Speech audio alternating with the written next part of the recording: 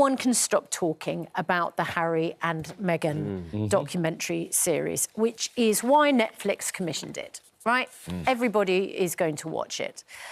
They've been paid millions to do it. You're pointing at Kevin. Oh, I will, yeah. Yeah, because he thinks it's going to cause trouble for the royals. No, well, the thing is, Andrew, it's going to cause news headlines. There's at least 6 hours of this stuff, right? Already. Exactly. And we've only seen the trailers so far. As Rob points out, everything is going to be scrutinised. And if you even suggest something in a trailer that might not be the case, you could come a cropper. I mean, if you did that on a network television show, you know, we've already seen the consequences. It'd be unlawful. For one show. So, video clips in this trailer that seemingly that they've used to demonstrate media intrusion had no links to the couple on at least 2 occasions, it's being reported this morning. One clip appears to have been filmed outside a court hearing for Katie Price, who was facing charges at the time. It was used as part of a montage playing after the Duke of Sussex had talked about press intrusion and being terrified that history would repeat itself. But the clip does not relate to the Sussexes. Now, look, I'm going to step in and play devil's advocate. Is the point not that they're showing what press intrusion is like for a whole number of people and not just them? No. They're trying to show that Meghan Markle was subjected to the same totally unacceptable levels of media intrusion as the late Princess of Wales, Harry's mother. He's monetising his mother, by the way, in all of this. And the evidence is simply not there, because since the death of Diana, the rules, regulations, there have been all sorts of restrictions put in place about where they were. The most egregious of these examples, in my view, when there's this huge bank of photographs, you think, poor Meghan, poor... It was the Harry Potter premiere in 2011, 5 years before Harry and Kate met. Now, the thing is, it's Harry and Meghan, I say. She talks about telling her truth. That's what the expression she uses. These are untruths already, and these are just in the trailers. Why are you playing devil's advocate? Don't play... I mean, you know, I'm sorry, there are laws. You're exactly right. It kills me to agree with you on this one. But the reality is, you know... right, but outside of this little media bubble, living, you know, in the real world, dealing a little bit still, still a member of Chambers, laws have evolved. Privacy. Yeah. There's a Human Rights Act, like it or not, out there, which protects the privacy and controls and governs what the media can do. There's a difference between violent intrusion and the type of media coverage that you just don't like. Yes. And that's profoundly different. But what do you define as violent intrusion? If somebody's in a car and being followed by somebody who they know is trying to take their picture, that might not be in There's your all sorts of remedies intrusion. you could take. That couldn't happen in the... That wouldn't happen in the UK now. No, Sorry, I've been... I beg to differ. I've been in a car and I know that there has been a photographer in a car that's following me. If you've got that, those pictures can't be used. Yes, that's Kevin, I understand that there is a remedy after the effect, but what I'm saying is that didn't stop the fact that it happened at the time. You now have far more scrutiny. I think it's good, and I think it's better, because I think it was a Wild West at one time with the royals, around the time of Diana, and I can understand why he, as a son, becomes very protective towards his wife. And I think some of his complaints are legitimate at times, but this is their story.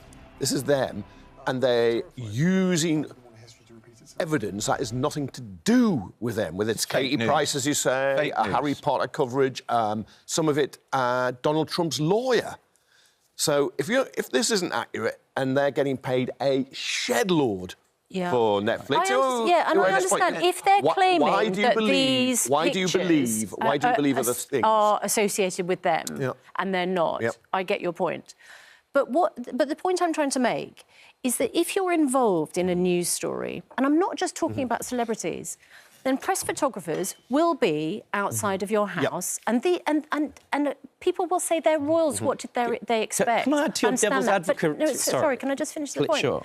Which is that it can be a pretty horrible experience. You're right. And I think that a lot of people watching don't realise that it can be a horrible experience. If you have a photographer out in a car outside your house and you don't know that they're there, it's not a very nice experience. No, you're right. And I just watch Harry and Meghan, and that is times a billion.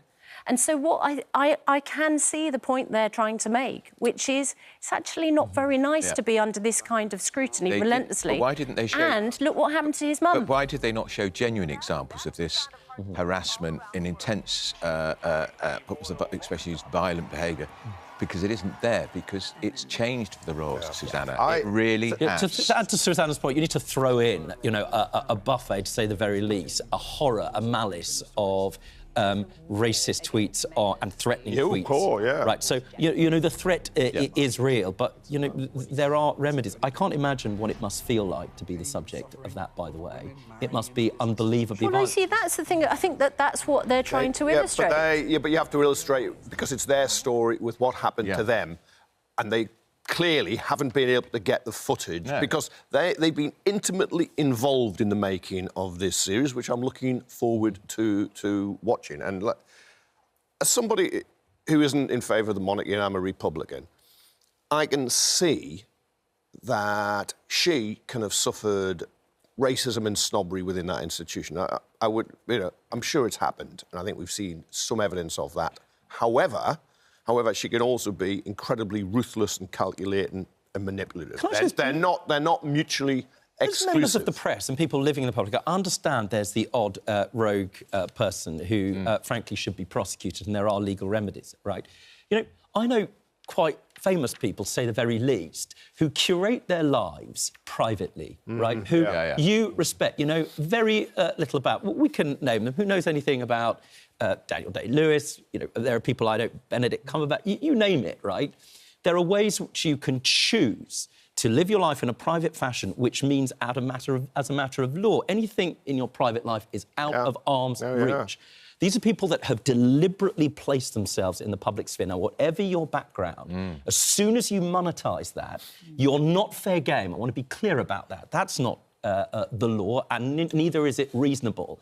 But it seems to me that you can't then go around complaining when people are unkind to you. There's a difference between that and violent type of violence you're talking And we should remind people, when they went to the United States, they wanted to lead a new and private life. They wanted to be private, and we've now got, hang on, we've got an unprecedented 6-part Netflix series, and then we get the book in January from Harry called The Spare. In other words, I've had a terrible life as Spare to the heir.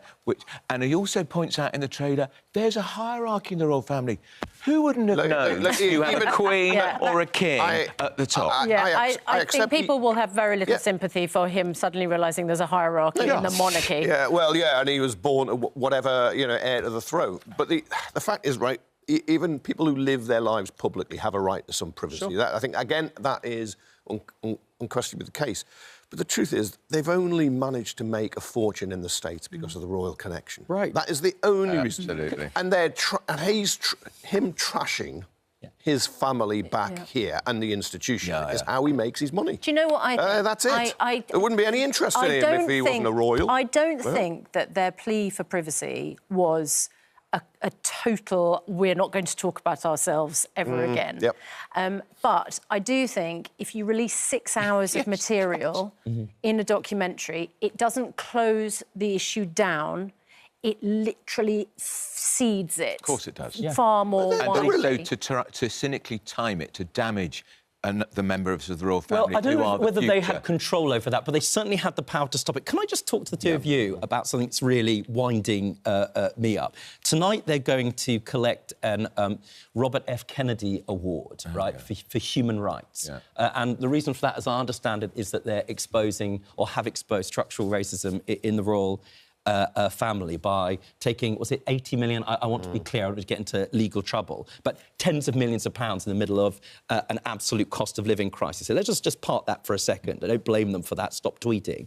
The thing that strikes me is just have a little bit of humility. You know, working in this field, I'm certainly no Dalai Lama, but you think of people that have spent their lives campaigning for human rights. You know, Baroness Doreen Lawrence, Kwejo, who works in housing, the women of Iran who are fighting for freedom at the moment, you know, ordinary citizens in China.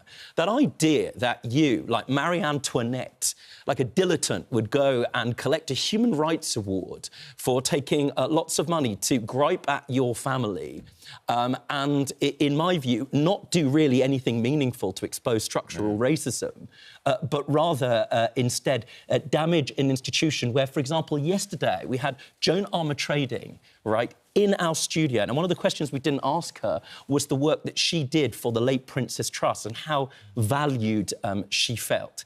Now, that's worthy of a Human Rights Award. Surely what you would do would be to have the profound and clear and honest humility as a human being to know that there are people out there that you should accept the award on their behalf, bearing in mind the real human rights work that they do. Now, you can feel quite passionate about this, right, because the idea that I or anybody else here would accept a Human Rights Award, you know, given what's going on around our globe, strikes me as, to say the very least, and to use the language of that world, problematic. And a scholar of the Kennedy family in the United States has written very powerfully about this, about why this reward, honour is inappropriate, because what have they done? Their footprints are very small on the international human rights stage.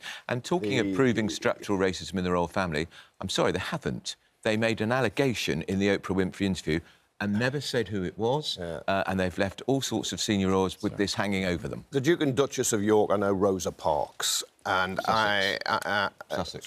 Sussex, the Duke and Duchess of Sussex. I know Rosa Parks, certainly the Duke of York isn't. And I'm conscious we're four white people discussing racism.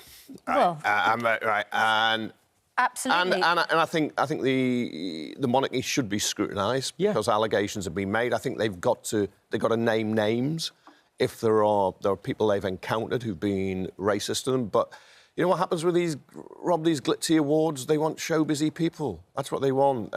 If they were awarding people from factory workers from Arkansas, there are plenty of people who will support entirely the work that Harry and Meghan in particular have done. The Invictus Games is a reason to give somebody an award. No, but they will on the race issue. They will see a woman of colour under fire, and they will know from their own lives. That's a fact. Yeah, they've experienced. Yeah, they've experienced racism, so they will therefore say, well, I'm going to take her truth rather than another truth. Yeah, and we've had quite recently an example of an invitee to a royal event who experieused absolutely behaviour that she called out as racist. So there will of course there's justification. You know, I hear what your complaint is, Rob.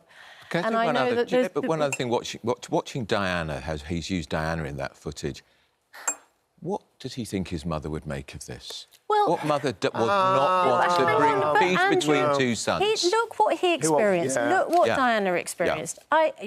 He knew his mother better than any of us. But I think his mother, every mum wants their families to be together. I know, but he lost his mum in terrible circumstances when he was very, very, very young. So I understand why he wants under to be siege. protective. She was under siege from the media, and I don't... She was. So you think Meghan is under siege in the same way? I mean, no. Do you actually think that? I think that she was... Yes, actually, I do think she was under siege. Not in the same way as Princess Diana, and not on that level. But the fact of the matter is, Prince Harry says in this trailer, I was worried about what would happen to Meghan. I was worried about history repeating itself. I can entirely sympathise with that view as a son. But use bogus scenes to try to underline his point, which rather undermines his point, I'm afraid. It does. Well, it's all going to bring up some very uncomfortable stuff, as it already has. And you can imagine, I mean, everyone's going to be watching, aren't they? And that is the point. That's why Netflix have paid them the big bucks. But all I can think is it doesn't soothe calm troubled waters, does it? It just makes them more choppy.